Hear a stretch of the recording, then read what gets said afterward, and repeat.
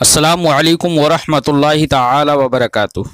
जामिया रज़विया मंज़र इस्लाम के ऑनलाइन सबक में आपका खैर मक़दम है। प्यारे बच्चों, आज हम शुरू करते हैं अपनी किताब काफ़ियतुन नौह। कुछ अहबाब के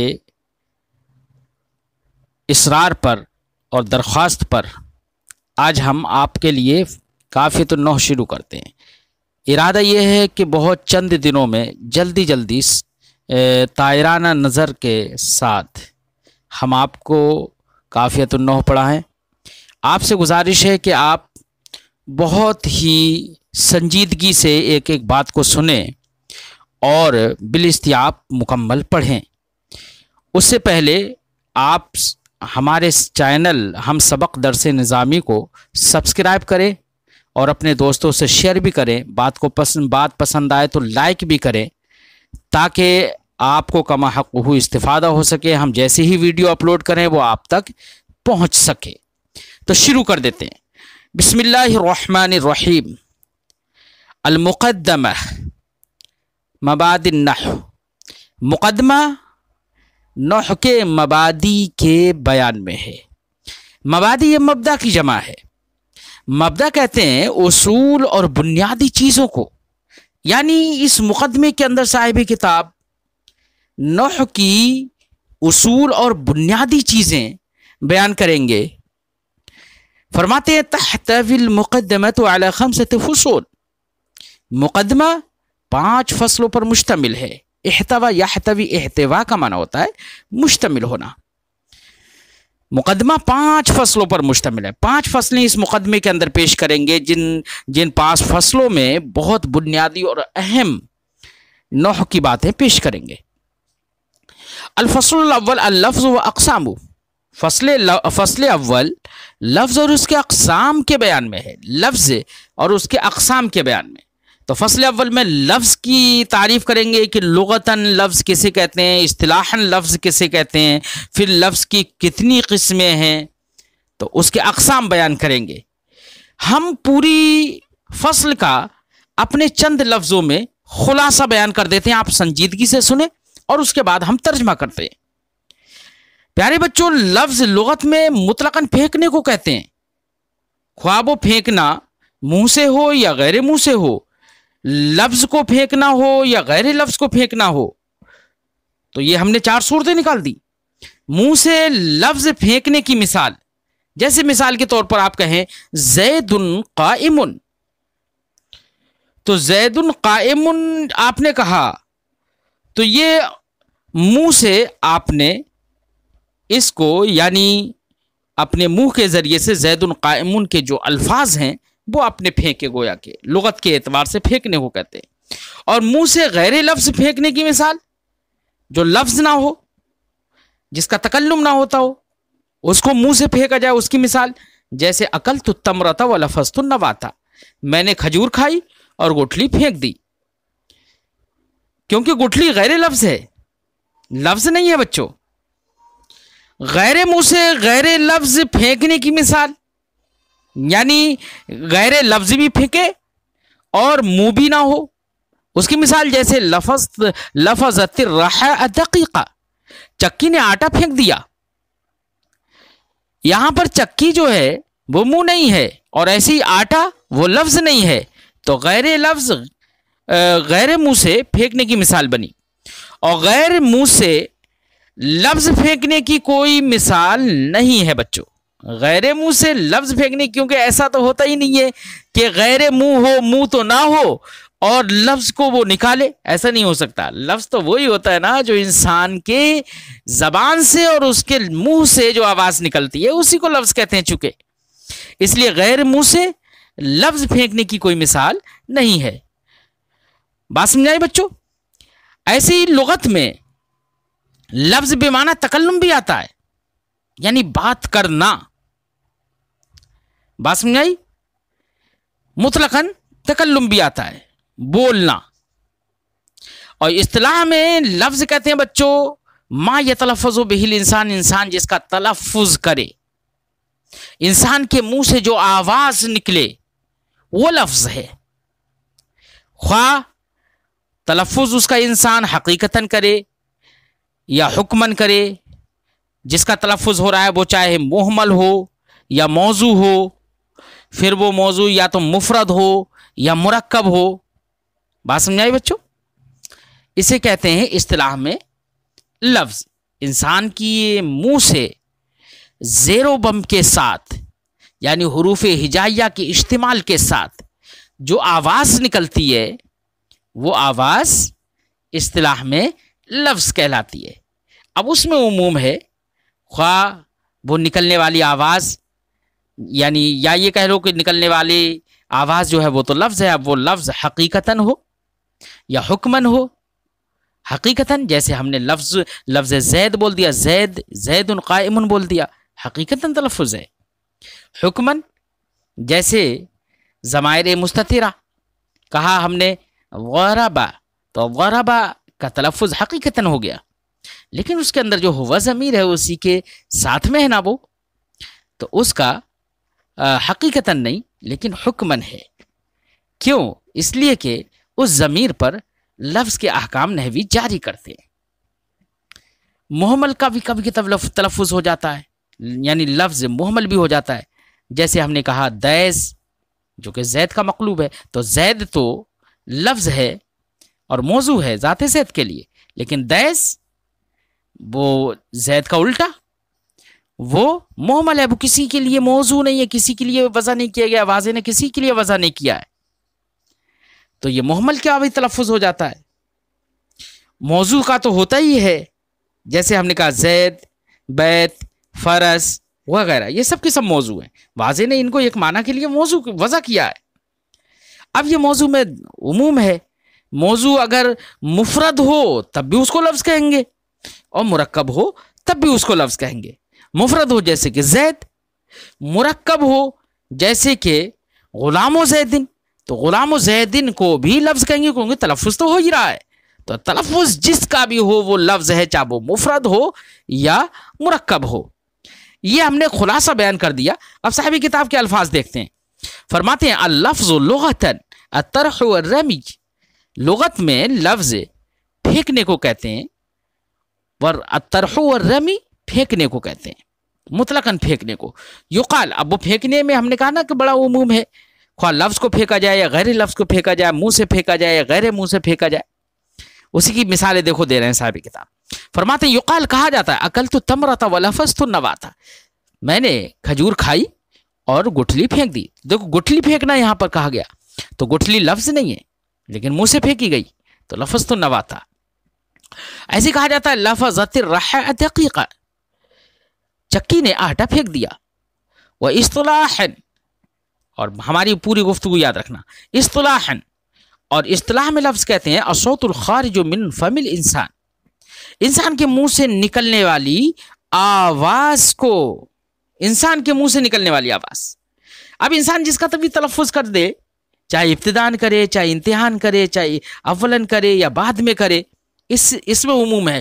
انسان کے منہ سے جو آواز نکلے زیر و بم کے ساتھ، یعنی حروف ہجائیہ پر وہ مشتمل ہو، تو ایسے آواز، نکلی ہوئی آواز کو لفظ کہیں گے.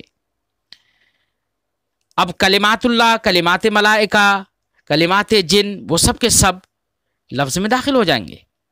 بات سمجھائے بچوں؟ المشتمل علی بعض الحروف الہجائیہ، انسان کے منہ سے نکلنے والی آواز جو کہ بعض حروف ہجائیہ پر مشتمل ہو اس کو کہتے ہیں لفظ. تحقیقاً، حقیقتاً حروف ہجائیہ پر وہ مشتمل ہو، جیسے کہ ہم نے کہا محمد، یعنی لفظ تحقیقاً ہو، حقیقتاً ہو، اور تقدیراً، یا تقدیراً ہو. تقدیراً کا مطلب یعنی تحقیقی طور پر حروف ہجائیہ تو وہاں پر نہیں ہو، وہ لفظ حقیقتاً تو نہ ہو، لیکن نحوی حضرات اس پر احکام لفظ جاری کر دیتے ہوں. كالضمائر المستترة في الافعال والصفات، جیسے کہ تقدیراً کی مثال وہ ضمیریں جو مستتر ہوتی ہیں افعال میں اور صفات میں. افعال میں جیسے کہ ہم نے کہا ضرب، ایسے ہم نے کہا یضرب، ہے نا، تو اس میں ضمیر مستتر ہے، ہوا ضمیر.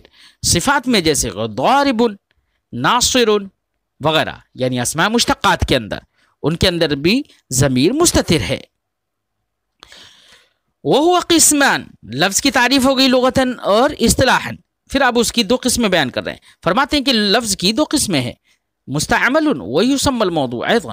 ایک قسم تو ہے مستعمل، اس کا نام موضوع بھی رکھا جاتا ہے، اور دوسری قسم ہے محمل. یعنی لفظ کی دو قسمیں، ایک لفظ محمل اور ایک لفظ موضوع. ویسے صاحب کتاب یہاں پر اگر یہ کہتے کہ وہ قسمان موضوع و محمل تو زیادہ موزون ہوتا، کیونکہ اگر مستعمل کو محمل کے مقابلے میں رکھ دیا ہے تو مجھے تقابل زیادہ موزون نہیں لگ رہا ہے، اس لیے کہ مستعمل تو محمل بھی ہو جاتا ہے. استعمال آدمی اپنی بات چیت میں، اپنے محاورات میں محمل کا بھی کر لیتا ہے. روٹی اوٹی، آنی پانی، استعمال تو ہو رہا ہے، تو استعمال تو محمل بھی ہو جاتا ہے. اس لیے محمل کے مقابلے میں مستعمل کو رکھنا یہ زیادہ موزون نہیں ہے. محمل کے مقابلے میں موضوع ہی کو رکھا جائے، یہی زیادہ موزون ہے.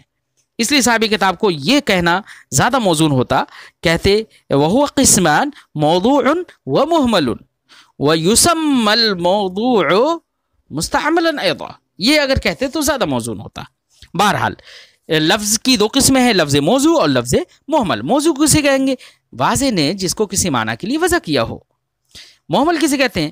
واضح نے وضع نہ کیا ہو اسے، واضح نے اسے وضع کسی معنی کے لیے نہ کیا ہو تو وہ محمل ہے. فرماتے ہیں واللفظ والموضوع من اللفظ، لفظ موضوع ما يدل على معنى مفرد او مرکب بالوضع. لفظ موضوع وہ ہے جو کسی معنی مفرد پر یا معنی مرکب پر بالوضع دلالت کرے. معنی مفرد پر دلالت کرے تب بھی لفظ موضوع ہے، معنی مرکب پر دلالت کرے تب بھی لفظ موضوع ہے، لیکن وہ اس معنی مفرد یا مرکب پر دلالت بالوضع ہونا چاہیے. وَيُعَبَّرُ عَنْهُ بِالْقَوْلِ، اس لفظ موضوع کی تعبیر قول سے بھی کی جاتی ہے. کسے کی جاتی ہے؟ قول سے بھی. یعنی لفظ موضوع کو قول بھی کہتے ہیں جو معنی مفرد یا معنی مرکب پر بالوضع دلالت کرتا ہے. والمحمل منہ، ایسے ہی لفظ محمل ما لم يدل علیہ بالوضع، وہ ہے کہ جو بالوضع دلالت نہ کرے، معنی مفرد یا معنی مرکب پر بالوضع دلالت نہ کرے. یعنی واضح نے اس کو کسی معنی کے لیے وضع ہی نہ کیا ہو. جیسے لجر، لجر یہ رجل کا مقلوب ہے، بد الٹا ہے، تو رجل تو موضوع ہے، معنی مفرد کے لیے وضع کیا گیا ہے، وہ معنی مفرد پر دلالت کرتا ہے بے اعتبار الوضع. لیکن لجر اس کا الٹا، یہ مقلوب، یہ دلالت نہیں کرتا. ایسے تیب مقلوب زید، یہ تیب جو ہے وہ بیت کا مقلوب ہے، تیب مقلوب بیت. و دیز مقلوب زید، ایسے ہی دیز یہ زید کا الٹا ہے.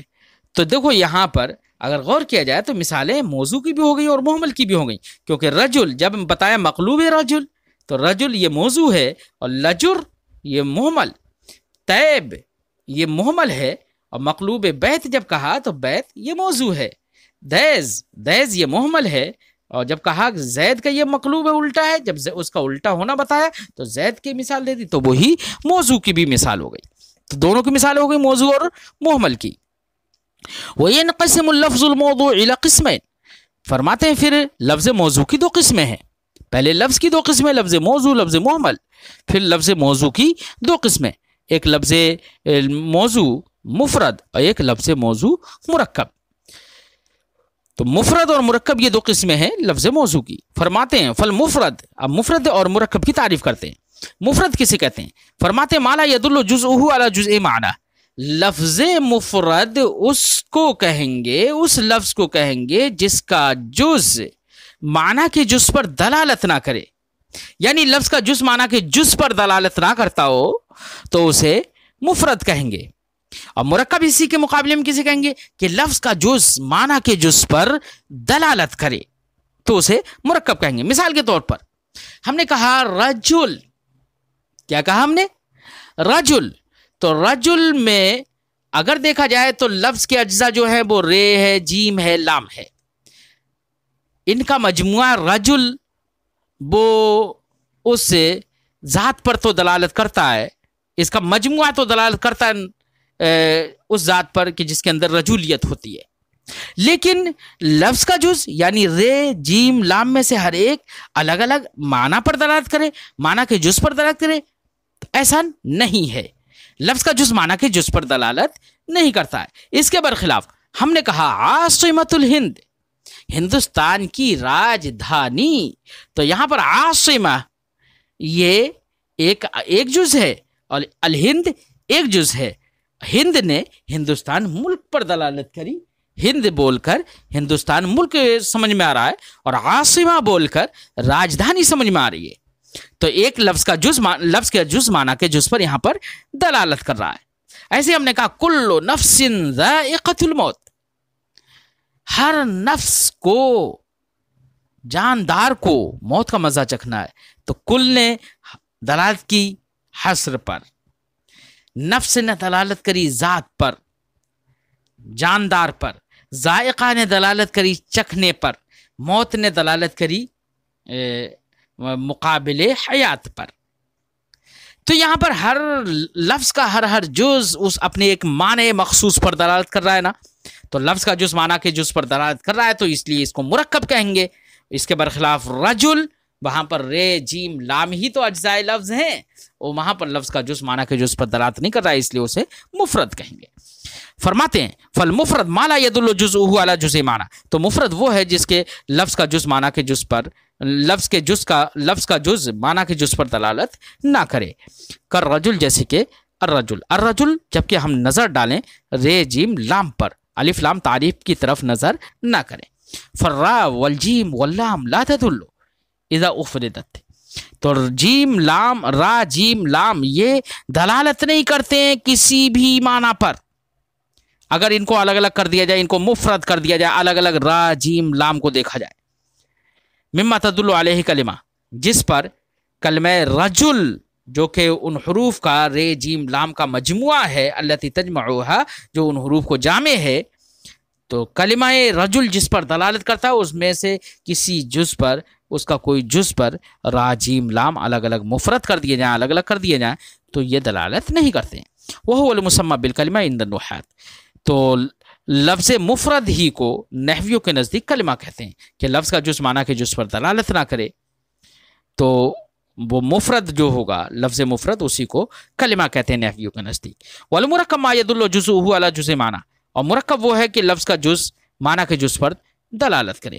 کا عاصمت الہند، جیسے کہ ہندوستان کی، جیسے مثال کے طور پر عاصمت الہند ہندوستان کی راجدھانی، ایسے ہی کل نفس ذائقۃ الموت، فإن کل جزء من اجزائہما، کیونکہ ان دونوں مثالوں میں سے ہر ایک مثال کے اجزاء میں سے ہر جز یدل علی جزء من معانیہما، اپنے ہر ایک کے جز کے معنی کے جز پر دلالت کرتا ہے۔ ان مثالوں میں سے عاصمت الہند یہ جملہ ہے، کل نفس ذائقۃ الموت یہ ہے، دونوں میں سے ہر ایک کے اجزائے لفظ دیکھ لو، ہر جز اپنے معنی کے جز پر دلالت کر رہا ہے۔ الفصل الثانی الکلمۃ و اقسام، فصل ثانی کلمہ اور اس کے اقسام کے بیان میں۔ اب فصل ثانی میں صاحب کتاب کلمہ کی تعریف کریں گے لغتاً اور اصطلاحاً، اور اس کے اقسام بیان کریں گے کہ اس کے اقسام کتنے ہیں۔ تو پیارے بچوں، کلمہ کسے کہتے ہیں، کلمہ کی تعریف کیا ہے؟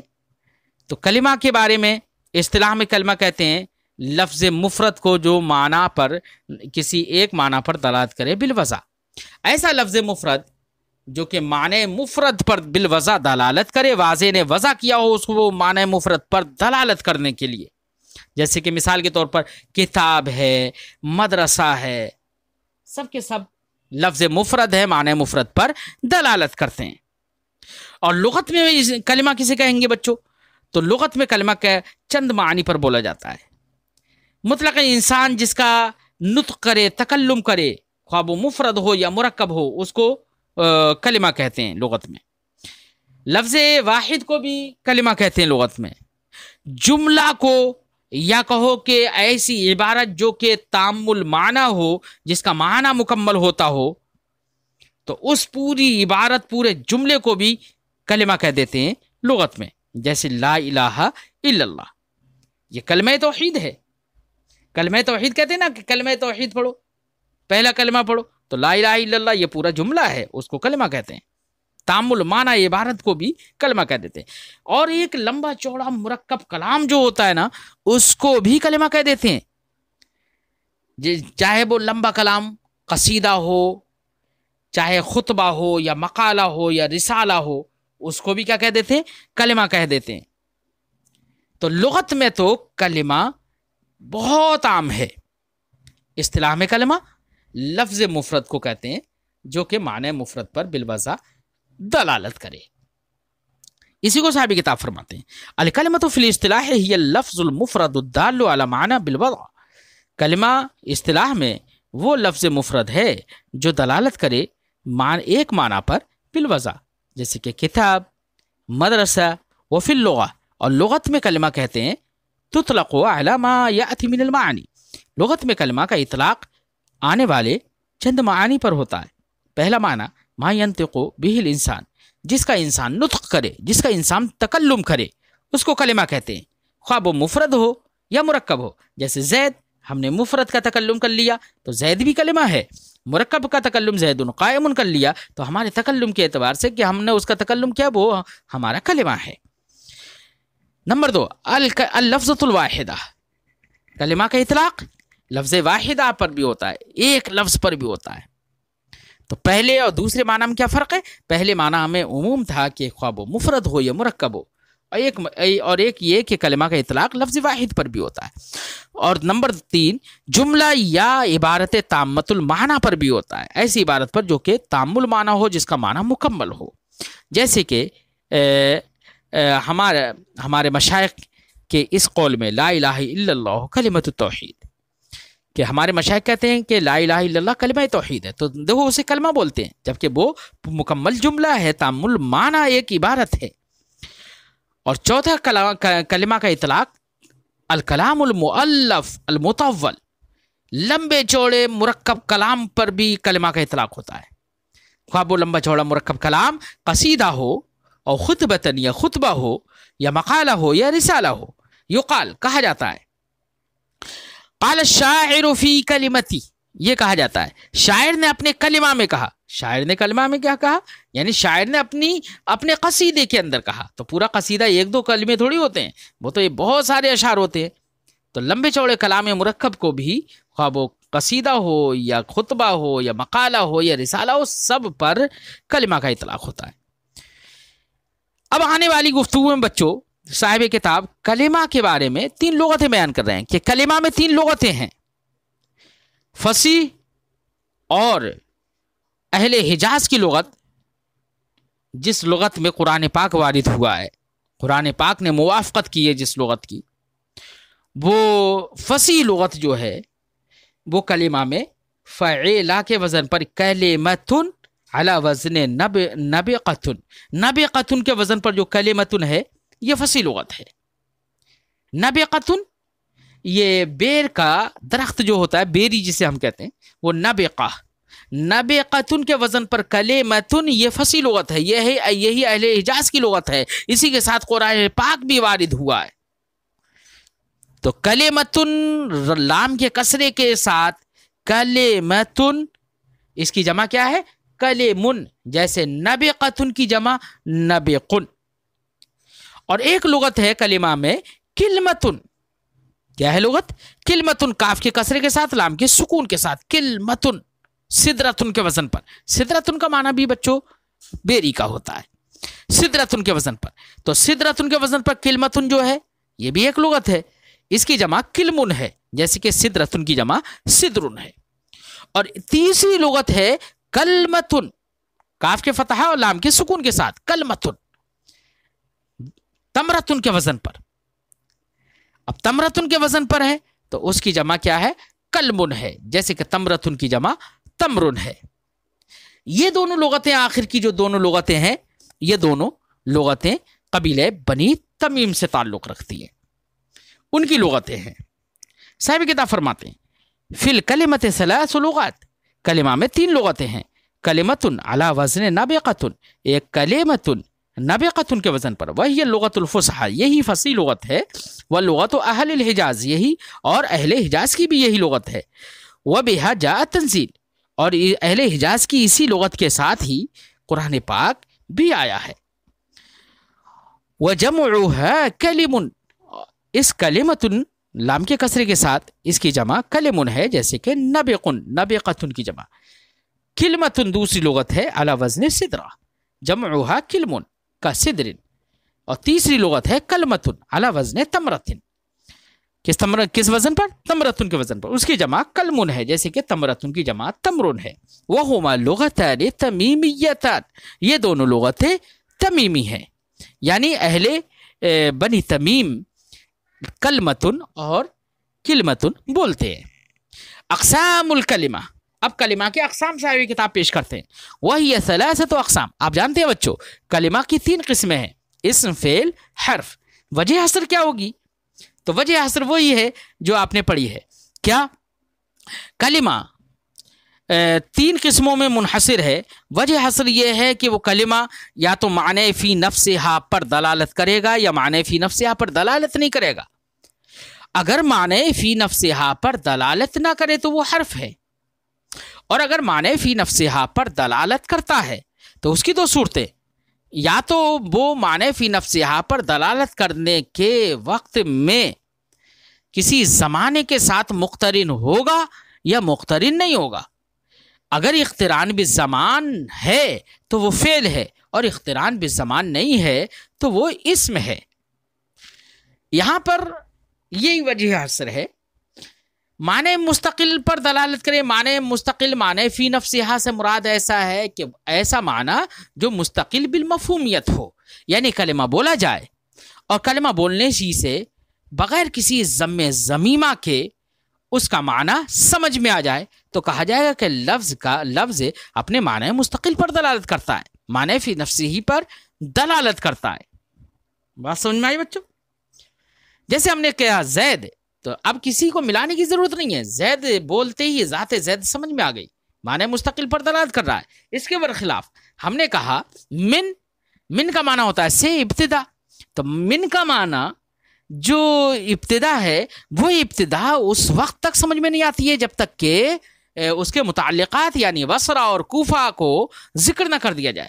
جیسے سرت من البصرہ الی الکوفہ، اب ایسے تو آپ من بول کر سے کہتے رہیں گے، کچھ سمجھ میں نہیں آئے گا، معنی مستقل پر دلالت نہیں ہوئی جب تک کہ اس کو دوسرے لفظ کے ساتھ ملا نہ دیا جائے۔